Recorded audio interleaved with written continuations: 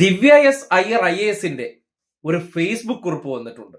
വിഴിഞ്ഞം പദ്ധതിയുമായി ബന്ധപ്പെട്ട് മേനോൻ തള്ളൽ ആ വേദിയിൽ ഒരു കാഴ്ചക്കാരിയെ പോലെ കേട്ടിരുന്നതിന് ശേഷം പുറത്തിറങ്ങി സോഷ്യൽ മീഡിയയിൽ കുറിച്ച ഒരു കുറിപ്പുണ്ട്.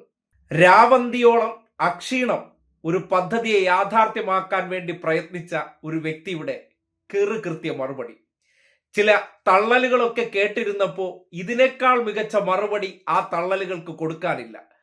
ഇങ്ങോട്ട് നോക്കി, ദിവ്യയുടെ സോഷ്യൽ മീഡിയയിൽ ചിരിച്ചുകൊണ്ട് നിൽക്കുന്ന ഒരു ഫോട്ടോ ഇട്ട് ഒന്ന് ചിരിക്കെ ഈ നിമിഷം വാചാലം.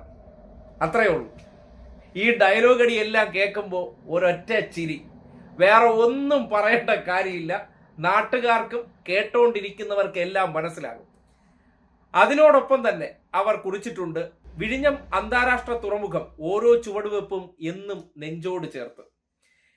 എക്സിം ഓപ്പറേഷനായി കവാടം തുറന്ന ആ സുന്ദര നിമിഷത്തിന് ഇന്ന് സാക്ഷ്യം വഹിച്ചു. കേവലം ഒരു കാഴ്ചക്കാരിയായിട്ട് മേനോന്റെ ചില കച്ചവടങ്ങൾക്ക് വേണ്ടി MD ആയിരുന്ന ദിവ്യ എസ് അയ്യറെ ആ സ്ഥാനത്ത് നിന്ന് തെറിപ്പിച്ചതിന് ശേഷം ചില പ്രത്യേക താല്പര്യക്കാരെ കൊണ്ടുവന്ന് വിഴിഞ്ഞം പോർട്ട് MD ആക്കിയിരുന്നു.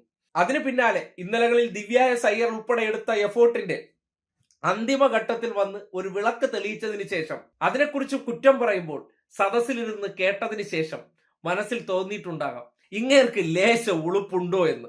കാര്യം ആ ഒരു ദൗത്യം പൂർത്തിയാക്കാൻ അത്രത്തോളം എഫോർട്ട് എടുക്കേണ്ടി വന്നിട്ടുണ്ട്. അതിന് ദിവ്യ എസ് അയ്യറെ പോലെ ഒരു കോൺഗ്രസ് ബാക്ക്ഗ്രൗണ്ടിൽ നിന്ന് വന്ന വ്യക്തിയാണെങ്കിൽ പോലും അവരുടെ കാലിബർ മനസ്സിലാക്കി ആ ഒരു ഉത്തരവാദിത്വം സ്ത്രീ ആയിട്ട് പോലും അവരെ ഏൽപ്പിക്കാൻ അന്നത്തെ മുഖ്യമന്ത്രി തയ്യാറായിരുന്നു. ഏൽപ്പിച്ച ഉത്തരവാദിത്വം കൃത്യമായിട്ടും കുറ്റമറ്റ രീതിയിൽ പൂർത്തീകരിക്കാൻ ദിവ്യയ്ക്കും കഴിഞ്ഞിരുന്നു. അത് നമുക്ക് പാടില്ലല്ലോ.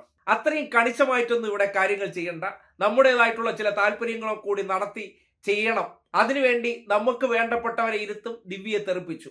അങ്ങനെ സംഭവിച്ചതിന് ശേഷം വിഴിഞ്ഞം പദ്ധതിയുമായി ബന്ധപ്പെട്ട് അതിന്റെ മറ്റൊരു അധ്യായം കൂടി തുറക്കുമ്പോൾ ഇന്നലകളിൽ താൻ കൂടി കഷ്ടപ്പെട്ടത് കേവലം ദിവസങ്ങളുടെ മാത്രം പിന്നിലെടുത്തു കഴിഞ്ഞാൽ അതിന്റെ പിന്നിൽ അശ്രാന്തം പരിശ്രമിച്ചത് ആരെന്ന് ഈ നാടിന് വ്യക്തമായി അറിയാം. അങ്ങനെയുള്ളവരുടെ പേരുകളോ അവരുടെ എഫേർട്ടോ എല്ലാം മറികടന്നുകൊണ്ട് അവർ ചെയ്തതിനെയെല്ലാം ഒരു കുറ്റപ്പെടുത്തലിലൂടെ ഇല്ലാതാക്കാനായിട്ട് ഇന്നലകളിൽ വന്നൊരാൾ അതിന്റെ മുകളിൽ കയറി ഇരുന്ന് ഡയലോഗ് അടിക്കുമ്പോൾ ചിരിക്കുന്ന ഫോട്ടോകൾക്കപ്പുറം ഒന്നും ഇടണ്ട.